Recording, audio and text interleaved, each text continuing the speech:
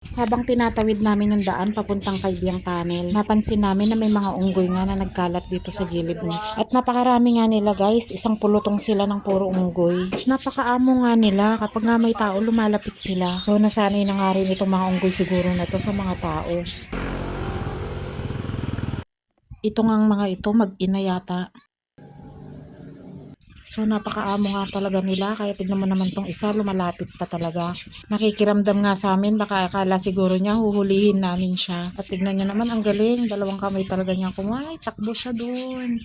Parang siya yung nagiging leader nila dyan, dahil ang dami ring batang unggoy. Kung hindi ako nagkakamali, siguro nasa 20 silang nandyan. So bawal nga pala silang bigyan ng pagkain guys. Hindi naman kasi namin alam nung una, kaya nga nabigyan namin ng biskwit. Nabasa na nga lang namin yung advisory nila, late na. Yan nga't nakakatuwa nga silang pagmasdan dahil naglapitan na nga sila sa amin.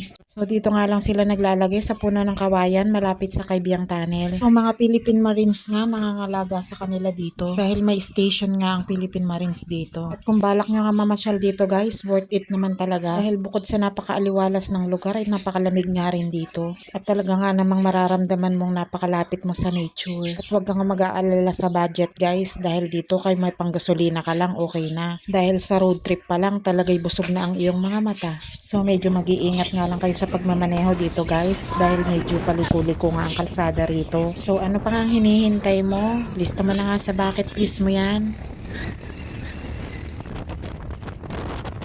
Oh, I drink coconut.